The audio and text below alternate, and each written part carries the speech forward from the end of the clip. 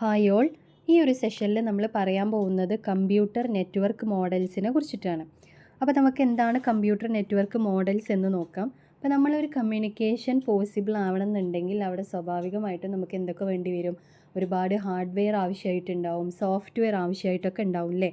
അപ്പോൾ പണ്ടൊക്കെ നമ്മളിങ്ങനെ ഒരു കമ്മ്യൂണിക്കേഷൻ പോസിബിൾ ആക്കാൻ വേണ്ടിയിട്ട് ഒരുപാട് കമ്പോണൻസിന് തമ്മിൽ നമുക്ക് ഇങ്ങനെ കണക്ട് ചെയ്യേണ്ടി വരും. അപ്പോൾ അതിനൊരു പ്രത്യേകമായിട്ടുള്ള ഒരു സ്റ്റാൻഡേർഡോ അല്ലെങ്കിൽ ഒരു സ്ട്രക്ചറോ ഒന്നുമില്ല. ഭയങ്കര കോംപ്ലിക്കേറ്റഡ് ആയിട്ടുള്ള ഒരു പ്രോസസ്സൊക്കെ ആയിട്ടാണ് പണ്ട് ഇത് ഇംപ്ലിമെൻ്റ് ചെയ്യുമ്പോൾ നമ്മൾ ഫേസ് ചെയ്തിരുന്നത്. അപ്പോൾ അതിനൊക്കെ ഓവർകം ചെയ്യാൻ വേണ്ടിയിട്ടാണ് ഇതിന് സ്റ്റാൻഡേർഡ് ആയിട്ടുള്ള ഒരു സ്ട്രക്ചർ അല്ലെങ്കിൽ ഒരു ആർക്കിടെക്ചറൊക്കെ കൊണ്ടുവന്നിട്ടുള്ളത്. അപ്പോൾ നമുക്ക് ഇതിൻ്റെ ഒരു ഇൻട്രോ നോക്കാം. A communication subsystem is a complex piece of hardware and software. ഒരു കമ്മ്യൂണിക്കേഷൻ സബ്സിസ്റ്റം എന്ന് പറയുന്നത് അവിടെ എന്തുണ്ട്? കോംപ്ലക്സ് ആയിട്ടുള്ള ഹാർഡ്വെയർ ആൻഡ് സോഫ്റ്റ്വെയർ കമ്പോണൻസ് ചേർന്നിട്ടുള്ളതാണ് കമ്മ്യൂണിക്കേഷൻ സബ്സിസ്റ്റം എന്ന് നമ്മൾ പറയുന്നത്. Early attempts for implementing the software for such subsystems where based on a single, complex, unstructured program with many interacting components. The resultant software was very difficult to test and modify. അപ്പോൾ പണ്ട് നമ്മൾ നേരത്തെ പറഞ്ഞ പോലെ പണ്ട് ഇങ്ങനെ communication possible ആക്കാൻ വേണ്ടിയിട്ട് നമ്മൾ യൂസ് ചെയ്തിരുന്നത് ഒരു സ്ട്രക്ചേർഡ് ആയിട്ടുള്ളൊരു പ്രോസസ്സോ അല്ലെങ്കിൽ സിമ്പിളായിട്ടുള്ളൊരു പ്രോസസ്സൊന്നും ആയിരുന്നില്ല. അത് കോംപ്ലിക്കേറ്റഡ് ആയിരുന്നു, അൺസ്ട്രക്ചേർഡ് ആയിരുന്നു. അപ്പോൾ അതുകൊണ്ട് തന്നെ ഇങ്ങനെ വരുന്ന റിസൾട്ടൻ്റായിട്ട് നമുക്ക് കിട്ടുന്ന സോഫ്റ്റ്വെയർ എന്ന് പറയുന്നത് നമുക്ക് ടെസ്റ്റ് ചെയ്യാനും അതേപോലെ പിന്നീട് മോഡിഫിക്കേഷൻസ് വരുത്താനൊക്കെ നമുക്ക് ബുദ്ധിമുട്ടായിരുന്നു പണ്ട്. അപ്പോൾ ഇതിനൊക്കെ ഓവർകം ചെയ്യാൻ വേണ്ടിയിട്ട് ISO ഡെവലപ്പ് ചെയ്തിട്ടുള്ള അപ്രോച്ചാണ് ലെയേർഡ് അപ്രോച്ച് എന്ന് നമ്മൾ പറയുന്നത്. In a layered approach, networking concept is divided into several layers and each layer is assigned a particular task. Therefore, we can say that networking tasks depend upon the layers. അപ്പോൾ ഇങ്ങനെ ഒരു layered architecture വന്നപ്പോൾ നമുക്ക് എന്തായി? ഓരോന്നിനും network കോൺസെപ്റ്റിൽ ഓരോന്നും പല ലെയറുകളായി. അപ്പോൾ ഓരോ ലെയറിനും ഓരോ ടാസ്ക്കാണ് എന്ത് ചെയ്തിട്ടുണ്ടാവുക? അസൈൻ ചെയ്തിട്ടുണ്ടാവുക. ആ ടാസ്ക് മാത്രം ലെയർ ചെയ്താൽ മതി. അതുകൊണ്ട് തന്നെ എന്ത് പറ്റും? നമുക്ക് ആ നെറ്റ്വർക്കിംഗ് ടാസ്കുകൾ കുറച്ചും കൂടി ഈസി ആയി, അതേപോലെ ഇതിൻ്റെ കോംപ്ലിക്കേഷൻ നമുക്ക് റെഡ്യൂസ് ചെയ്യാൻ വേണ്ടിയിട്ട് പറ്റി. അപ്പോൾ ഇങ്ങനത്തെ കോംപ്ലിക്കേഷൻസ് ഒഴിവാക്കാൻ വേണ്ടിയിട്ട് ISO ഡെവലപ്പ് ചെയ്ത അപ്രോച്ചാണ് ലെയേർഡ് അപ്രോച്ച് എന്ന് പറയുന്നത്. അപ്പോൾ അതിൽ ഓരോ ലെയറുകളുണ്ട്. ഓരോ ലെയറിനും അതിൻ്റേതായിട്ടുള്ള ടാസ്കുകൾ പെർഫോം ചെയ്താൽ മതി. ഇനി ലെയേർഡ് ആർക്കിടെക്ചർ എന്താ നോക്കാം. The main aim of the layered architecture is to divide the design into small pieces. അപ്പോൾ ലെയേർഡ് ആർക്കിടെക്ചറിൽ ഓരോ ലെയറായിട്ട് ഡിവൈഡ് ചെയ്തിട്ടുണ്ട്. ഓരോ ലെയറിനെയും അതായത് ചെറിയ ചെറിയ പീസുകളായിട്ടാണ് ഡിവൈഡ് ചെയ്തിട്ടുള്ളത്. ആ ഓരോന്നിനും അതിൻ്റേതായിട്ടുള്ള ടാസ്ക്കാണ് പെർഫോം ചെയ്യാനുള്ളത്. Each lower layer adds its services to the higher layer to provide a full set of services to manage communications and run the applications. അപ്പോൾ ഒരുപാട് ലെയറുകൾ ഉണ്ടല്ലേ. അപ്പോൾ അതിൽ ലോവർ ലെയർ എന്ത് ചെയ്യും? അതിൻ്റെ സർവീസുകൾ അതിൻ്റെ അപ്പർ ലെയറിനും കൂടെ ആഡ് ചെയ്ത് കൊടുക്കും. എന്നിട്ട് അതിൻ്റെ കമ്മ്യൂണിക്കേഷൻസും ആപ്ലിക്കേഷൻസ് എല്ലാം പോസിബിൾ ആവും, ഒരുമിച്ച് റൺ ചെയ്യുകയാണ് ചെയ്യുക. It provides modularity and clear interfaces, that is provides interaction between sub systems. അതായത് ലെയർ എന്ന് പറയുമ്പോൾ തന്നെ നമുക്ക് മനസ്സിലാക്കാം അവിടെ മൊഡ്യൂൾസ് എന്നുള്ളൊരു കോൺസെപ്റ്റും കൂടെ വരുന്നുണ്ട്. ഓരോന്ന് അതായത് ഓരോ മൊഡ്യൂളായിട്ട് സെപ്പറേറ്റ് ചെയ്യാം. അതുകൊണ്ട് തന്നെ അത് മോഡുലാരിറ്റി കൊണ്ടുവരുന്നുണ്ട്. ഓരോന്നിനും ക്ലിയർ ആയിട്ട് അതിൻ്റെ ഇൻ്റർഫേസുകളുണ്ട്. ഇത് മാത്രമല്ല, ഓരോ കമ്പോണൻസിനും അങ്ങോട്ടും ഇങ്ങോട്ടും എന്ത് ചെയ്യാൻ പറ്റും? കമ്മ്യൂണിക്കേറ്റ് ചെയ്യാൻ വേണ്ടിയിട്ടും പറ്റും. ഇൻ്ററാക്ഷനും പോസിബിളാണ്. It ensures the independence between layers by providing the services from lower to higher layer without defining how the services are implemented. അപ്പോൾ ഓരോ ലെയറും എന്താണ്? ഇൻഡിപെൻഡൻ്റ് ആണ്. ലോവർ ലെയറിൽ നിന്ന് ഹയർ ലെയറിലേക്ക് എന്ത് ചെയ്തേക്കാണ്? സർവീസസ് നമുക്ക് പാസ് ചെയ്യാൻ വേണ്ടിയിട്ട് പറ്റും. മീൻസ് അതിൻ്റെ സർവീസസ് അതിലേക്ക് ഹയർ ലെയറിലേക്ക് ആഡ് ചെയ്ത് കൊടുക്കാൻ വേണ്ടിയിട്ട് പറ്റും. Therefore any modification in a layer will not affect the other layer. അതുകൊണ്ട് തന്നെ ഒരു ലെയറിലുള്ള മോഡിഫിക്കേഷൻസ് മറ്റൊരു ലെയറിന് എന്ത് ചെയ്യുന്നില്ല? അതിനത് ബാധിക്കുന്നില്ല. The number of layers, functions, contents of each layer will vary from network to network.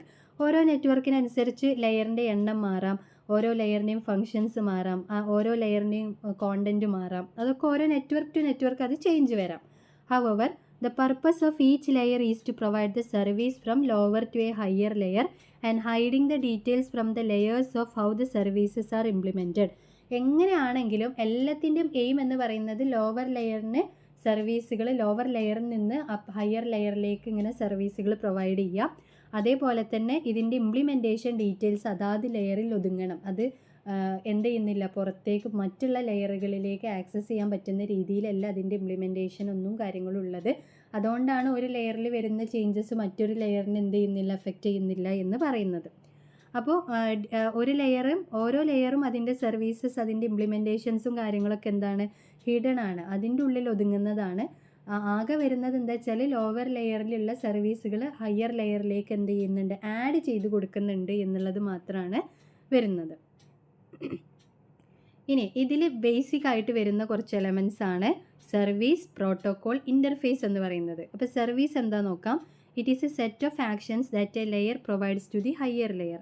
Service എന്ന് പറയുന്നത് ഒരു ലോവർ ലെയർ അതിൻ്റെ തൊട്ട് മുകളിലുള്ള ഹയർ ലെയേഴ്സിന് പ്രൊവൈഡ് ചെയ്യുന്ന സെറ്റ് ഓഫ് ആക്ഷൻസ്, അതിനെയാണ് എന്ത് പറയുന്നത്, സർവീസ് എന്ന് പറയുന്നത്. പിന്നെ protocol, it defines a set of rules that a layer uses to exchange the information with peer entity. അതായത് പ്രോട്ടോകോൾ നമ്മൾ എപ്പോഴും പറയുന്നതാണ് സെറ്റ് ഓഫ് റൂൾസ് ആണ്. അതായത് ഈ ഒരു ഇൻഫർമേഷൻ പാസ് ചെയ്യാൻ വേണ്ടിയിട്ട് നമുക്ക് ആവശ്യമായിട്ടുള്ള സെറ്റ് ഓഫ് ഇൻഫർമേഷനെയാണ് പ്രോട്ടോകോൾ എന്ന് പറയുന്നത്. These rules mainly concern about both the contents and order of the messages used. അപ്പോൾ ഈ റൂൾസ് മെയിനായിട്ട് നോക്കുന്നത് ഇതിൻ്റെ ഈ മെസ്സേജിൻ്റെ കോണ്ടൻറ്റ്, അതേപോലെ അതേ മെസ്സേജസ് എങ്ങനെയാണ് ഓർഡർ ചെയ്തിട്ടുള്ളത്, അങ്ങനത്തെ കുറച്ച് കാര്യങ്ങളൊക്കെയാണ് പ്രോട്ടോകോൾ മെയിനായിട്ട് നോക്കുന്നത്. പിന്നെ interface, it is a way through which the message is transferred from one layer to another layer. ഒരു ലെയറിൽ നിന്ന് മറ്റൊരു ലെയറിലേക്ക് മെസ്സേജ് ട്രാൻസ്ഫർ ചെയ്യുന്ന ആ ഒരു പാത്ത് അല്ലെങ്കിൽ ആ ഒരു വേനെയാണ് നമ്മൾ എന്ത് പറയുക, ഇൻ്റർഫേസ് എന്ന് പറയുക. അപ്പോൾ ലെയേർഡ് ആർക്കിടെക്ചറിൽ മെയിനായിട്ട് 3 ബേസിക് എലമെൻറ്റ്സ് വരുന്നുണ്ട്. ഒന്ന് സർവീസ്, അതാണ് set of actions, lower layer higher ലെവറിലേക്ക് കൊടുക്കുന്ന ആ ഒരു സർവീസ് അല്ലെങ്കിൽ അതിൻ്റെ ആക്ഷൻസിനെയാണ് നമ്മൾ സർവീസ് എന്ന് പറയാം. പിന്നെ പ്രോട്ടോകോൾ, സെറ്റ് ഓഫ് റൂൾസിനെയാണ് പ്രോട്ടോകോൾ എന്ന് പറയുക. ഇൻ്റർഫേസ് എന്ന് പറയുന്നത് ആ ഒരു വേ, ആ ഒരു പാത്തിനെയാണ് നമ്മൾ ഇൻ്റർഫേസ് എന്ന് പറയാം. In a layer N architecture, layer N on one machine will have a communication with the layer n on another machine and the rules used in a conversation are known as layer n protocol.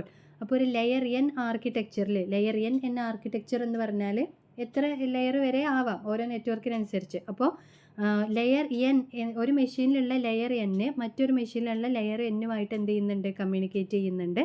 ആ ഒരു കോൺവെർസേഷനെ support ചെയ്യുന്ന അല്ലെങ്കിൽ അതിൻ്റെ set of റൂൾസിനെയാണ് layer n protocol എന്ന് പറയുന്നത്. ഇനി നമുക്കൊരു 5 ലെയേർഡ് ആർക്കിടെക്ചറിൻ്റെ ഒരു എക്സാമ്പിൾ നോക്കാം. ഇപ്പോൾ ലെയേർഡ് ആർക്കിടെക്ചറിൽ 5 ലെയേർഡ് ആർക്കിടെക്ചറാണ് ഇപ്പോൾ ഇവിടെ കാണിച്ചിട്ടുള്ളത്. അപ്പോൾ അതിൽ നോക്കാം 5 ലെയറുകളുണ്ട്. 5 ലെയേർഡ് എന്ന് പറയുമ്പോൾ തന്നെ അതിൽ 5 ലെയർ ഉണ്ട്. Layer 5, layer 4, layer 3, layer 2, layer 1.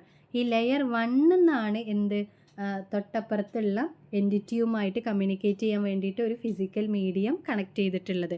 അപ്പോൾ ഓരോ ലെയറും തമ്മിൽ കമ്മ്യൂണിക്കേറ്റ് ചെയ്യാൻ വേണ്ടിയിട്ട് പ്രോട്ടോകോൾ ഉണ്ട്. Layer 5 protocol, layer 4 protocol, layer 3 protocol, layer 2 protocol, layer 1 protocol. അപ്പോൾ ഓരോന്നും കമ്മ്യൂണിക്കേറ്റ് ചെയ്യാൻ പ്രോട്ടോകോൾ ഉണ്ട്. ഇത് മാത്രമല്ല, നമുക്ക് ഒരു സൈഡ് മാത്രം എടുക്കുമ്പോൾ, ഇപ്പോൾ സെൻറ്റർ സൈഡ് മാത്രം എടുക്കുമ്പോൾ നോക്കിയാൽ അറിയാൻ പറ്റും ലെയർ 1ഉം ലെയർ 2ഉം തമ്മിൽ കമ്മ്യൂണിക്കേറ്റ് ചെയ്യുന്നുണ്ട്, 2ഉം 3ഉം തമ്മിൽ കമ്മ്യൂണിക്കേറ്റ് ചെയ്യുന്നുണ്ട്. അതാണ് ഇൻ്റർഫേസ് എന്ന് പറയുന്നത്. അതേപോലെ ലെയർ 1 ഫിസിക്കൽ മീഡിയത്തിനായിട്ടും കമ്മ്യൂണിക്കേറ്റ് ചെയ്യുന്നുണ്ട്. അപ്പോൾ ഇതാണ് അതിൻ്റെ ഒരു സാമ്പിൾ പിക്ചർ എന്ന് പറയുന്നത് 5 layered architecture. In case of layered architecture, no data is transferred from layer n of one machine to layer n of another machine. Instead, each layer passes the data to the layer immediately just below it until the lowest layer is reached. അപ്പോൾ layer N ആർക്കിടെക്ചറിൽ, അതായത് ഇപ്പോൾ layer 5ന്ന് നേരെ data എടുത്ത് next അതിൻ്റെ അടുത്ത എൻറ്റിറ്റിയിലുള്ള layer 5ലേക്ക് data send ചെയ്യല്ല ചെയ്യുന്നത്. ഈ ലെയർ 5ന്ന് ഡാറ്റ അതിൻ്റെ എന്തെല്ലാം കാര്യങ്ങൾ അതിൽ ചേർക്കാനുണ്ടോ അതെല്ലാം ചേർത്തിട്ട് ലെയർ 4ലേക്ക് കൊടുക്കും. അതിൽ മാറ്റങ്ങളെല്ലാം വരുത്തിയിട്ട് അതിൻ്റെ സർവീസുകളെല്ലാം ആഡ് ചെയ്തിട്ട് ലെയർ 3ലേക്ക് പോവും, പിന്നെ ലെയർ 2ലേക്ക് പോവും, ലെയർ 1ലേക്ക് വരും. ലെയർ 1 അത് ഫിസിക്കൽ മീഡിയത്തിലേക്ക് എത്തും. ഫിസിക്കൽ മീഡിയത്തിലൂടെ അത് ട്രാൻസ്ഫർ ചെയ്തിട്ട് അവിടെ റിസീവ് ചെയ്യുന്ന മെഷീൻ്റെ ലെയർ 1ലേക്ക് കയറും. അപ്പോൾ ഇങ്ങനെയാണ് അതിൻ്റെ ഒരു പ്രോസസ്സ് എന്ന് പറയുന്നത്. Below layer 1 is the physical medium through which the actual communication takes place. അപ്പോൾ ലെയർ 1 ഫിസിക്കൽ മീഡിയം തമ്മിലാണ് കണക്ഷൻ ഉള്ളത്. അപ്പോൾ ശരിക്കുള്ള ഒറിജിനൽ കമ്മ്യൂണിക്കേഷൻ നടക്കുന്നത് എവിടെയാണ്?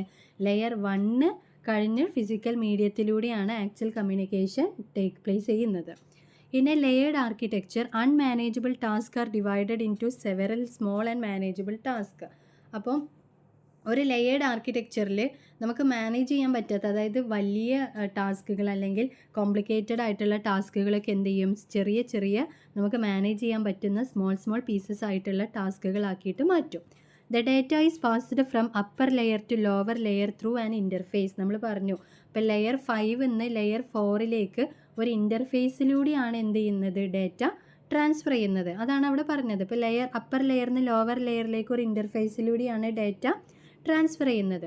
A layered architecture provides A clean cut interface so that minimum information is shared among different layers. It also ensures that the implementation of one layer can be easily replaced by another implementation. അപ്പോൾ ഇങ്ങനെ ഓരോ ലെയറിനും എന്ത് ചെയ്യാണ്, information ഇങ്ങനെ pass ചെയ്യാണ്.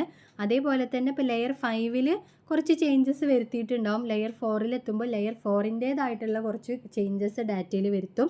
പിന്നെ layer 3ലേക്ക് അത് pass ചെയ്യും. ആ ഒരു ഫീച്ചറും കൂടി ചേർത്തിട്ട് ലെയർ 3ലേക്ക് പാസ് ചെയ്യും. ലെയർ 3ലെത്തുമ്പോൾ അടുത്ത ലെയറിലേക്ക് പാസ് ചെയ്യുമ്പോൾ ആവശ്യമായിട്ടുള്ള കുറേ സർവീസുകൾ അതിൽ ആഡ് ചെയ്ത് കൊടുത്തിട്ട് ചേഞ്ചസ് വരുത്തിയിട്ടാണ് ആഡ് ചെയ്യുക. നിങ്ങൾ കണ്ടിട്ടുണ്ടാവും ഇപ്പോൾ OSI ലെയറിലൊക്കെ നമ്മൾ ഹെഡർ ആഡ് ചെയ്തു, അതിന് ടെയിൽ ആഡ് ചെയ്തു, അങ്ങനെയൊക്കെ നമ്മൾ പറയാറുണ്ട്. നമുക്ക് OSI മോഡൽ ഡീറ്റെയിൽ ആയിട്ട് വരുന്നുണ്ട്. അപ്പോൾ അതിൻ്റെ ഒരു ഇൻട്രോ ആണ് നമ്മൾ ഈ പറയുന്നത്, ലെയേർഡ് ആർക്കിടെക്ചർ. ഇതിലൂടെയാണ് നമ്മൾ ആ ഒരു സ്ട്രക്ചറിലേക്ക് എത്തുന്നത്. A set of layers and protocols is known as network architecture. അപ്പോൾ ഇങ്ങനെ ഒരു സെറ്റ് ഓഫ് ലെയറിനെയും അതിൻ്റെ പ്രോട്ടോകോൾസിനെയാണ് നമ്മൾ നെറ്റ്വർക്ക് ആർക്കിടെക്ചർ എന്ന് പറയുന്നത്. ഇനി why do we require layered architecture? അപ്പോൾ ലെയേർഡ് ആർക്കിടെക്ചർ നമുക്ക് എന്തിനാണ് ആവശ്യം എന്നതാണ്. അപ്പോൾ ഇതിൽ നിന്ന് തന്നെ നമുക്ക് ഒരുപാട് അഡ്വാൻറ്റേജസ് നമുക്ക് കിട്ടി. അത് നമ്മളൊന്നും കൂടെ പോയിൻ്റ് ഔട്ട് ചെയ്യാണ്. ആദ്യത്തെ എന്താ, ഡിവൈഡ് ആൻഡ് കോൺകർ അപ്രോച്ച്. നമുക്കറിയാം, നമ്മൾ നേരത്തെ പറഞ്ഞ പോലെ നമുക്ക് മാനേജ് ചെയ്യാൻ പറ്റാത്ത ഒരുപാട് ടാസ്കുകൾ ഉണ്ടാവും. അപ്പോൾ ആ ടാസ്കുകളെ നമുക്ക് ചെറിയ ടാസ്കുകളാക്കി ഡിവൈഡ് ചെയ്ത് നമുക്ക് മാനേജ് ചെയ്യാൻ പറ്റുന്ന രീതിയിലാക്കിയിട്ട് പ്രോസസ്സ് ചെയ്യുമ്പോൾ കുറച്ചും കൂടെ സിമ്പിളാവും. അതാണ് ഡിവൈഡ്. അതിനെ ഡിവൈഡ് ചെയ്യുക, പിന്നീട് നമുക്ക് അതിനെന്ത് ചെയ്യാം, കോൺകർ ചെയ്യാം. അപ്പോൾ അതിൻ്റെ കോംപ്ലക്സിറ്റി നമുക്ക് റെഡ്യൂസ് ചെയ്യാൻ വേണ്ടിയിട്ട് പറ്റും. അപ്പോൾ അതാണ് ഒരു അഡ്വാൻറ്റേജ് എന്ന് പറയുന്നത്. മറ്റൊന്നാണ് മോഡ്യുലാരിറ്റി. നമ്മൾ അതും നേരത്തെ പറഞ്ഞു. അതായത് ലെയേർഡ് ആർക്കിടെക്ചർ എന്ന് പറയുന്നത് മോഡ്യുലാറാണ്. ഓരോ ലെയറും ഇൻഡിപെൻഡൻ്റ് ആയിട്ടാണുള്ളത്. അതിന് ഓരോന്നിനും നമുക്ക് ഈസി ആയിട്ട് മനസ്സിലാക്കാനും ഇംപ്ലിമെൻറ്റ് ചെയ്യാനും വേണ്ടിയിട്ട് പറ്റും. പിന്നെ ഈസി ടു മോഡിഫൈ. ഓരോ ലെയർ ഇൻഡിപെൻഡൻ്റ് ആയിട്ട് നിൽക്കുന്നത് കൊണ്ട് തന്നെ ഒരു ലെയറിൽ വരുന്ന ചേഞ്ചസ് മറ്റൊരു ലെയറിനെ എന്ത് ചെയ്യുന്നില്ല, അഫക്റ്റ് ചെയ്യുന്നില്ല. അതുകൊണ്ട് തന്നെ നമുക്കതിൽ മോഡിഫിക്കേഷൻസ് ഈസിയാണ്. പിന്നെ അതേപോലെ ഈസി ടു ടെസ്റ്റ്. നമുക്ക് ഈ ആർക്കിടെക്ചർ പെട്ടെന്ന് മനസ്സിലാക്കാൻ വേണ്ടിയിട്ട് പറ്റും, അനലൈസ് ചെയ്യാൻ വേണ്ടിയിട്ട് പറ്റും. അതേപോലെ ഇൻഡിവിജ്വലി നമുക്കതിനെ ടെസ്റ്റ് ചെയ്യാൻ വേണ്ടിയിട്ട് പറ്റും. അപ്പോൾ ഡിവൈഡ് ആൻഡ് കോൺകർ അപ്രോച്ച് ഉണ്ട്, മോഡുലാരിറ്റി ഉണ്ട്, മോഡിഫിക്കേഷൻ ഈസിയാണ്, ടെസ്റ്റിങ് ഈസിയാണ്. അപ്പോൾ ഇത്രയും കാര്യങ്ങളൊക്കെ വെച്ചിട്ടാണ് നമ്മൾ ഈ ലെയേർഡ് ആർക്കിടെക്ചറിന് എന്ത് ചെയ്യുന്നത്, നമ്മൾ ഓപ്റ്റ് ചെയ്യുന്നത്. അപ്പോൾ ഇതിന്ന് ബേസ് ചെയ്തിട്ടാണ് നമുക്ക് OSI എന്നുള്ള ഒരു സ്റ്റാൻഡേർഡ് ഫോർമാറ്റിലേക്ക് നമ്മൾ മാറിയത്. ഇപ്പോൾ OSIയിൽ നമുക്കറിയാം 7 ലെയറാണുള്ളത്. അപ്പോൾ ഇങ്ങനെ ഈ ലെയേർഡ് ആർക്കിടെക്ചർ ഇത്രയും ബെനിഫിറ്റ്സ് തരുന്നത് കൊണ്ടാണ് നമ്മളൊരു സ്ട്രക്ചേർഡ് ഫോർമാറ്റിലേക്ക് നമ്മൾ മാറിയത്. അപ്പോൾ ഇത്രയാണ് ഇതിൻ്റെ ഒരു ഇൻട്രോ എന്ന് പറയുന്നത്. താങ്ക്